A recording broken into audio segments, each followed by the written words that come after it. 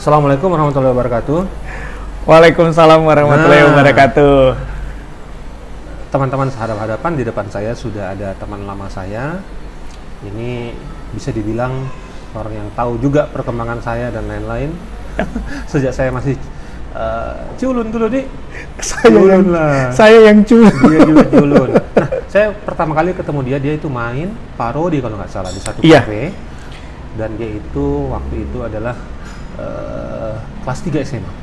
Kelas 3 SMA. SMA 5. Gitu. Setelah itu beberapa tahun kemudian dia apply ke Madama Radio, dan disitulah perkawanan saya dan dia berkembang dan menjadi hal yang luar biasa. Ya. Nah, Aji namanya, nama lengkapnya adalah Miss Sang Aji. Kalau nama lengkap yang lebih detailnya silakan bertanya atau langsung di kolom komen saja. Gitu ya Ji ya. Nah, namanya Aji. Saya selalu panggil Ji gitu, jadi Ji 3 kali.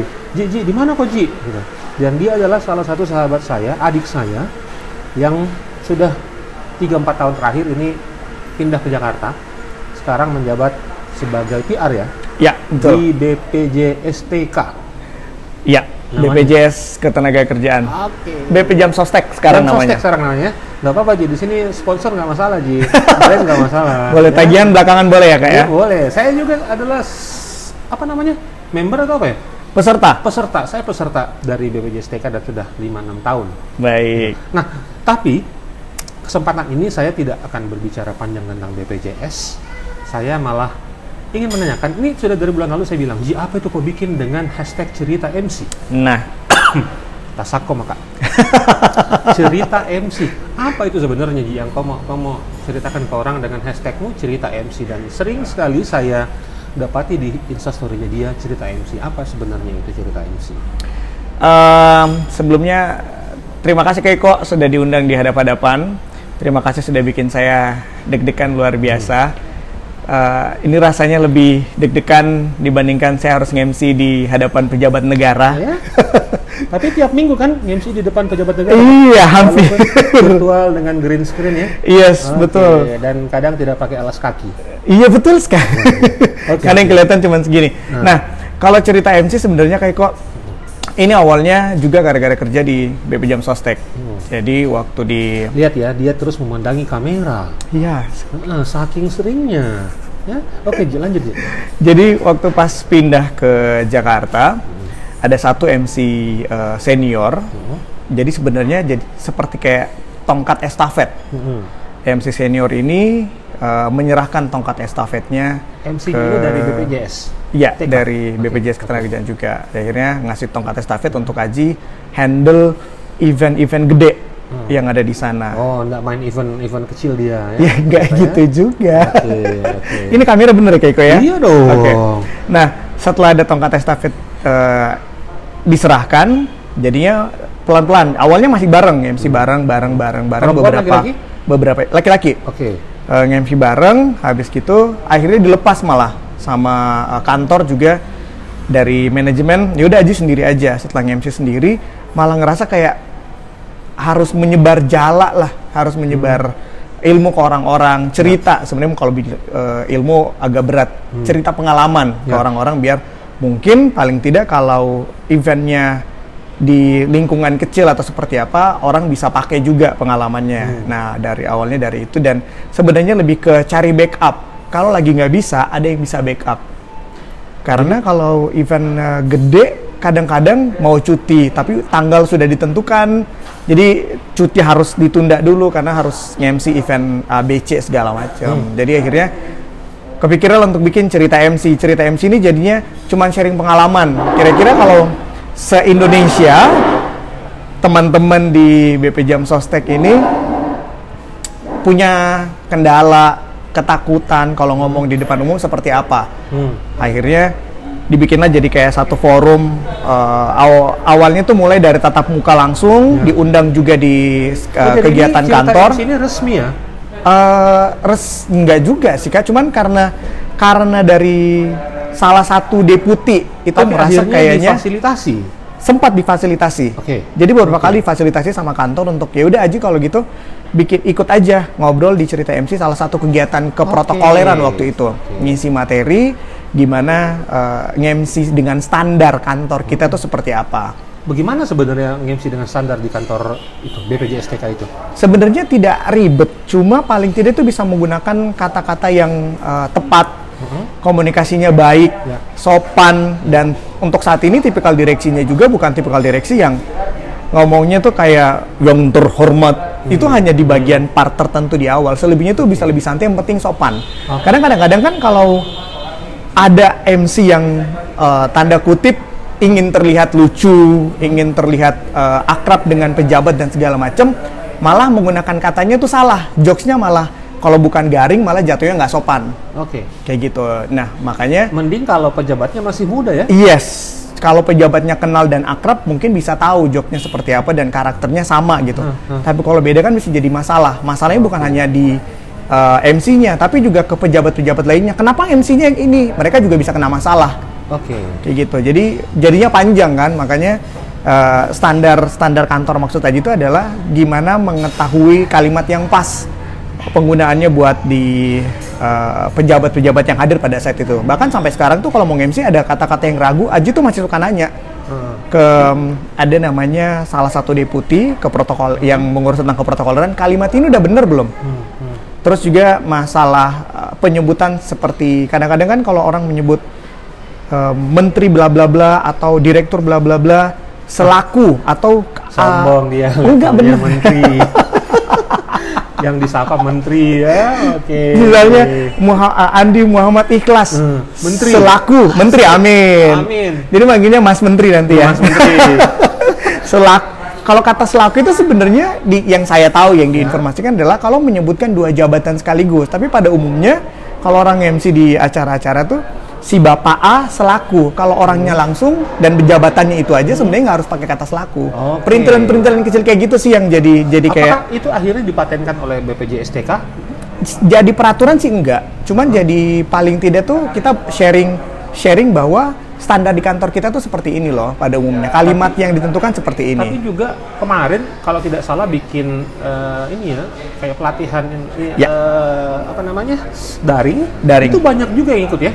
Lumayan dari banyak. Makassar ada? Dari Makassar ada. Siapa namanya? Kalau dari Makassar itu teman-teman cabang malah yang ikut. Jadi memang kemarin itu awalnya berawal dari cerita MC. Nah cerita MC ini kepikiran bikin kenapa kita nggak bikin sama beberapa temen yang sering mengurus event besar di kantor. Kenapa kita nggak bikin yang namanya cerita event? Sedikit dikembangin. Cerita event ini jadi lebih ke standar. Kalau pemutaran lagu Indonesia Raya itu kantor kita standarnya harus pakai yang seperti apa.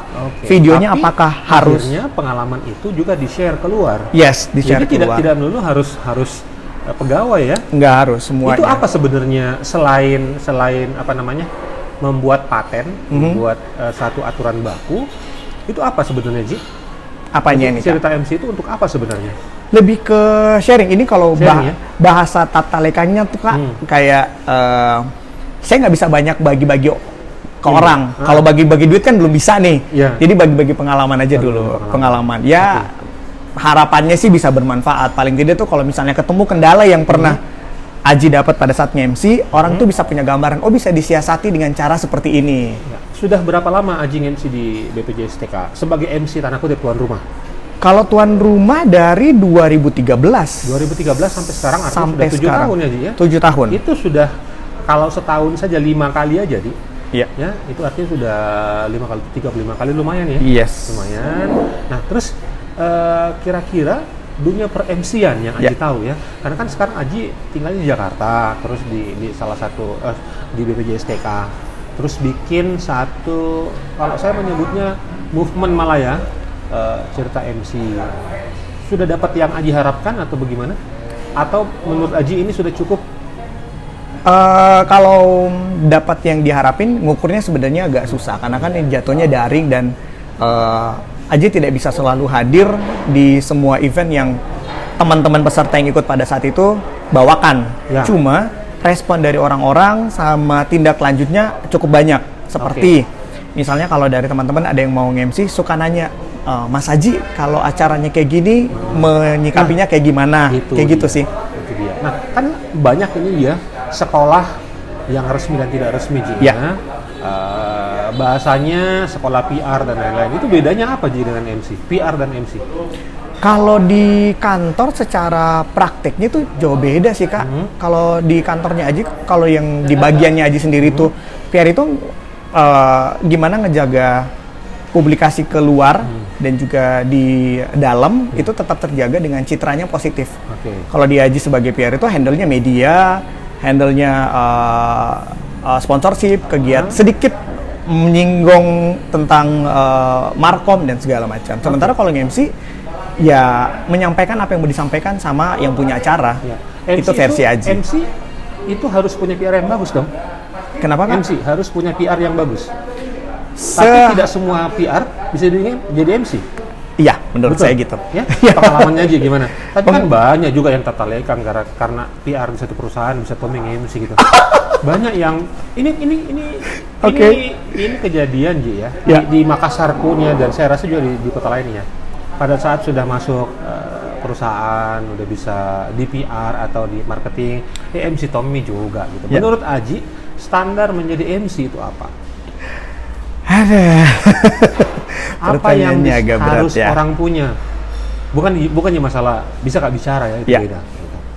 Nah itu dia, Kak, kalau menurut pandangan pribadi, sebenarnya kalau MC itu menurut Aji, semua orang tuh bisa. Tapi tak ada tapinya sebenarnya. Semua orang tuh bisa. MC tuh kayak kalau kita lihat sekarang tuh segala macam produk kopi ada, tapi rasanya pasti beda.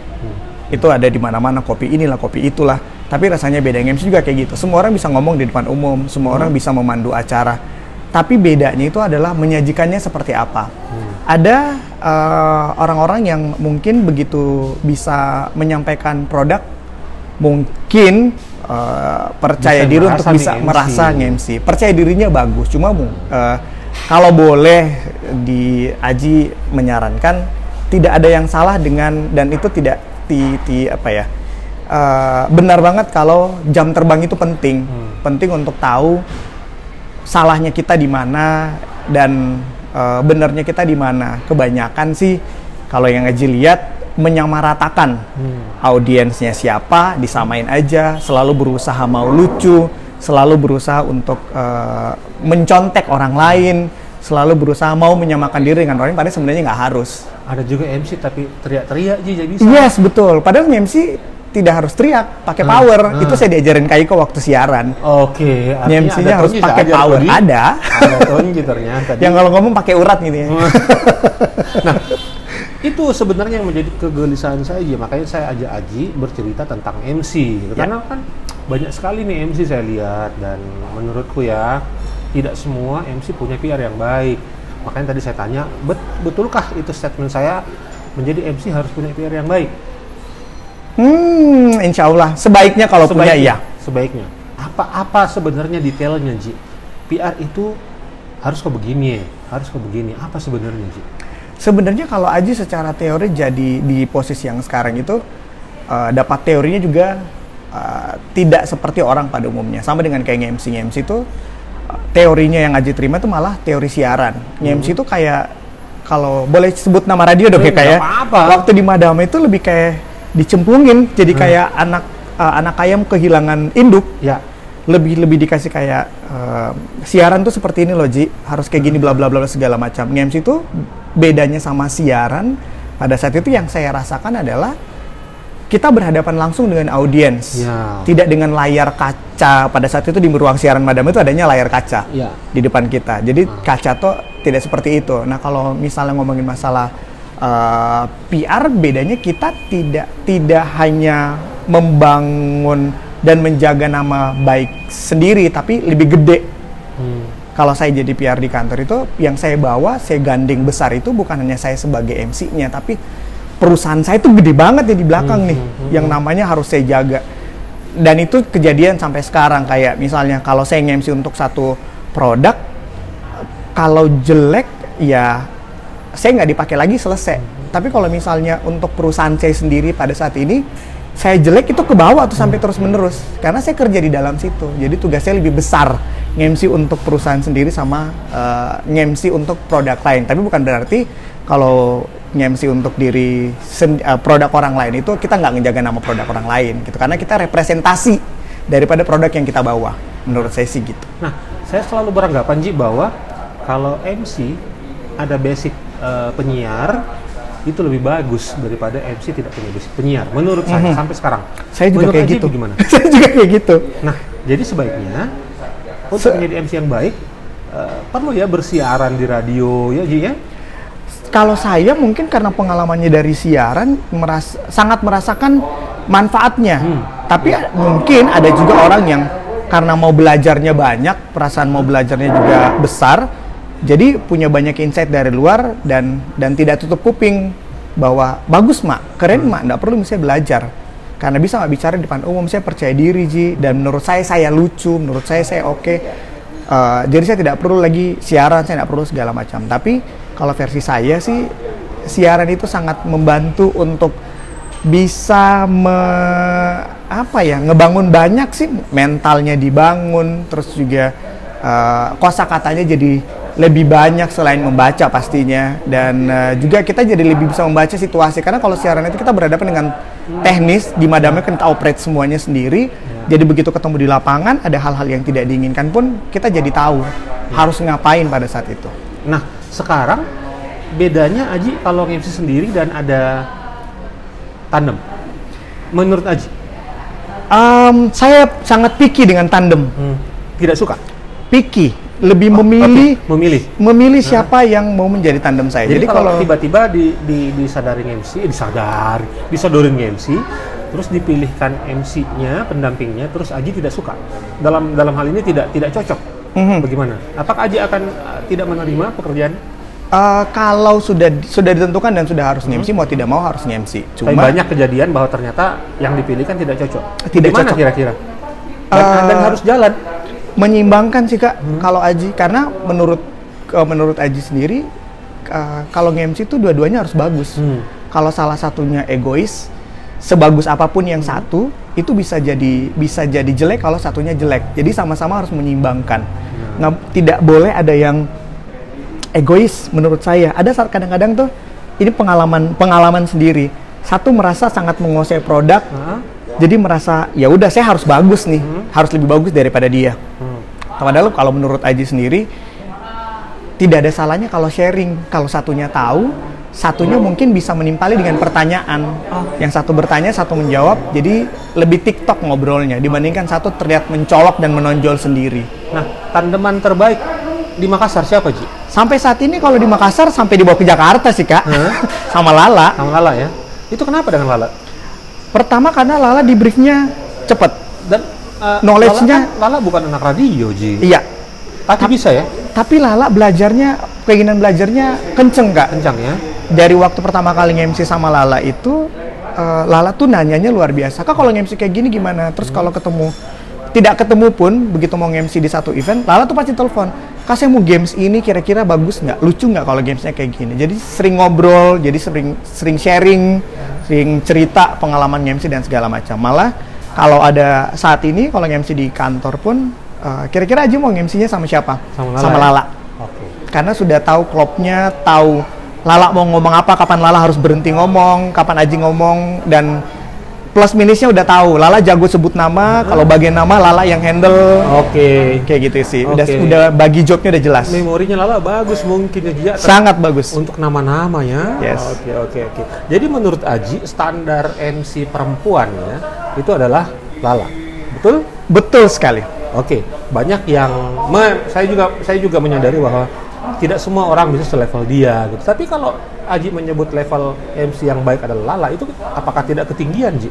Jadinya takutnya ada bakat yang bagus mau jadi MC tapi karena Lala ini gitu. Jadi tidak jadi, Ji. Bagaimana, Ji, kira-kira? Sebenarnya sih kalau Aji, Lala juga kan Lala, Aji dan semuanya tidak sampai di posisi yang sekarang kalau tidak naik satu tingkat dan seterusnya. Jadi yang penting mau belajar menurut Aji ya, kupingnya dibuka, matanya dibuka, hatinya dibuka, karena Aji pun dulu sering dapat teguran dari Kak Iko.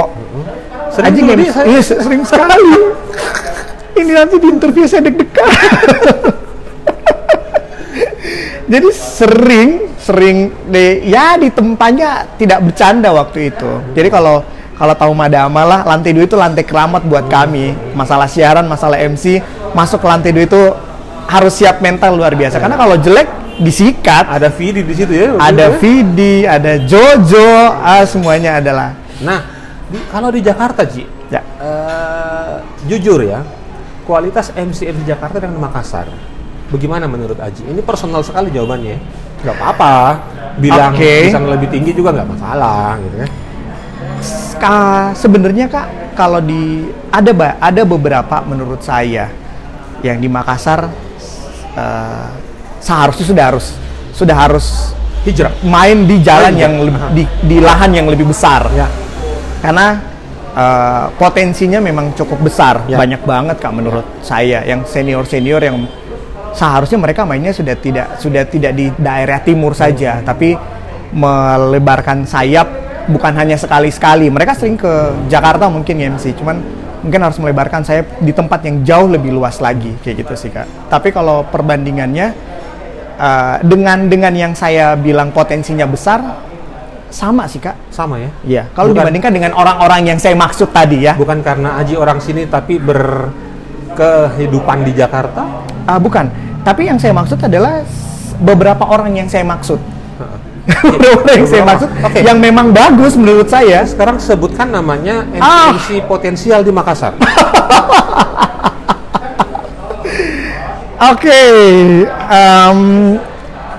Sampai saat ini kalau rekomendasi laki-laki untuk MC produk kantor saya yang susah untuk dijelaskan dan ribet, laki-laki saya lebih memilih untuk Bogel. Terus juga saya berani kalau ngems produk itu selain Lala, saya Cica, Rani. Terus kalau yang lebih muda lagi ada kenalan, Ji? Atau perlu ikut cerita MC ini kayaknya MC Makassar ya? Karena mungkin taunya sampai di angkatan mereka, mereka. Cuman memang menurut saya untuk nama-nama yang tadi saya sebutin karena sempat kerja sama bareng, jadi tahu juga. Menurut saya sayapnya harus sudah harus hijrah sih, karena potensi mereka jadi Bogel, luar biasa. Segera hijrah Bogel, Rani, ikut Lala ya, iya, ke Jakarta. Biar saya banyak teman di Jakarta. Sekarang Aji sekali MC bukan di kantornya berapa, Ji? Dibayarnya berapa? Tidak menentu. Jadi sebenarnya gini, 3 juta? Oh, jadi sebenarnya kalau di luar lebih dari di luar kantor sebenarnya Kak, saya sangat meminimalisir. Kalau kantor hitungannya bonus ya Ji ya, prestasi kerja ya. Di kantor kadang dibayar. Oh, dibayar. Ya. Tapi kan juga ada prestasi kerja kan, bonus ya. Iya. Nah, kalau di luar Ji, di luar kantor berapa Ji? Ini jujur-jujuran ya. Ini hadap-hadapan harus jujur-jujuran atau gimana? Semuanya ini harus. Jadi gini, ini harus. Kalau di luar kantor itu sebenarnya honestly secara jujur MC saat ini adalah jadi hobi yang sangat saya cintai dan berpenghasilan. Kalau dulu saya menyebut MC sebagai profesi utama saya. Sekarang adalah hobi yang menghasilkan tapi bukan sebagai profesi utama. Hobi yang menghasilkan. Jadi dari profesi sebagai PR di BPJS. Iya, jadi kalau bicara tentang harga, kadang kalau misalnya MC ke Makassar, saya sudah tidak memikirkan harganya berapa. Karena jujurnya ada bonus palu basah. Jujurnya begitu. Iya betul. Jadi kadang-kadang kalau misalnya ada temannya, saya bayar Ajing MC buat kawinan saya berapa? Saya udah yang kayak gini. Ya udah beliin saya tiket aja. Udah kayak gitu, plus traktir palu basah. Karena kalau nge-MC ke Makassar pun kayak wedding, alhamdulillah ada endorse buat baju. Rakyat jadi Taylor. Semua MC Makassar rakyat Taylor. Jadi tidak pusing. Jadi pulang ke Makassar itu sudah jadi bonus besar buat saya. Kadang-kadang juga suka ditanya di kantor, Aji kalau nge-MC di kantor dibayar atau enggak? Kalau nge-MC di kantor itu dibayar enggak karena bayaran di kantor itu ada 2 bayaran besar loh Kak, menurut saya. Satu kalau dibayar dengan materi, dengan transferan, alhamdulillah. Tapi selain itu, kalaupun misalnya budget kantor lagi tidak besar seperti yang seharusnya, saya itu dibayar dengan sesuatu yang nilainya juga tidak dinilai dengan duit. Sepatu ya, sepatu bukan harganya sepatu. 5 juta. Istilahnya tuh kayak Handphone. pamor di seluruh Indonesia tuh tidak terbayar dengan duit. Oke. Karena saya gini, maksud saya adalah dengan pengalaman Aji MC, sekarang juga karena aku tipe membina cerita MC, ini sangat hal yang menurut saya sangat bagus sekali. Itu Aji rate-nya di angka sekian. Itu sebenarnya saya mau compare dengan beberapa teman yang lain gitu. Karena kadang ya Ji ya, kadang ada MC senior yang maaf ya saya bilang ya, 250.000, 300.000 diambil juga gitu kan, kasihan yang kecil gitu. Itu agak itu merusak pasar kayaknya. Pasar. Itu merusak pasar menurut saya. Ini menjadi PR buat saya, Ji. Saya mau menggali itu sebenarnya. Iya. Ya. Jadi 1,5 lebih dari itu. lebih ya. Oke, jadi teman-teman hadap-hadapan Aji ini berharga, tanda kutip, lebih dari 1,5. Iya. Bisa 7 juta, bisa 5 juta, itu relatif. Nah, apa pesannya untuk anak-anak Makassar ya, Ji ya? Yang sangat ingin berprofesi sebagai MC, apa yang harus mereka siapkan? Kalau saya, Kak, Selain mental ya, itu kan siapkan mentalmu itu kan basi sekali, Miji. tapi penting loh, Kak. Itu penting banget. Iya. Penting Selain dalam itu, artian selain mental. banyak referensi itu penting, Kak, menurutku. Karena saya sampai saat ini pun masih sangat sering nonton orang MC. Masih sangat sering nonton orang MC. Kenapa? Karena ternyata ada kondisi-kondisi yang itu bisa kejadian sama kita di lapangan. Misalnya saya nonton kalau di Indonesia pada saat Deddy Corbuzier mungkin tidak nge-MC, tapi gimana dia berkomunikasi dengan baik dengan orang, menggali pertanyaan. Sarah Sechan kalau nge-MC di TV segala macam. Bahkan kalau MC-MC senior yang ada di Makassar pun kadang-kadang kalau posting di IG story kayak Kak Fani, Kak Viko itu posting segala macam, saya tuh masih suka melihat dan juga memperhatikan kata-kata yang mereka gunakan apa. Ada satu event mungkin di televisi segala macam, orang selain saya fokus sama acaranya karena juga di kantor suka dilibatkan dalam kegiatan, saya fokus sama MC-nya, mereka tuh seperti apa. Buka telinga, buka hati, buka mata, buka semuanya lah. Dan yang paling penting adalah kalau versi saya, mengidolakan orang itu penting, tapi tidak perlu jadi orang lain.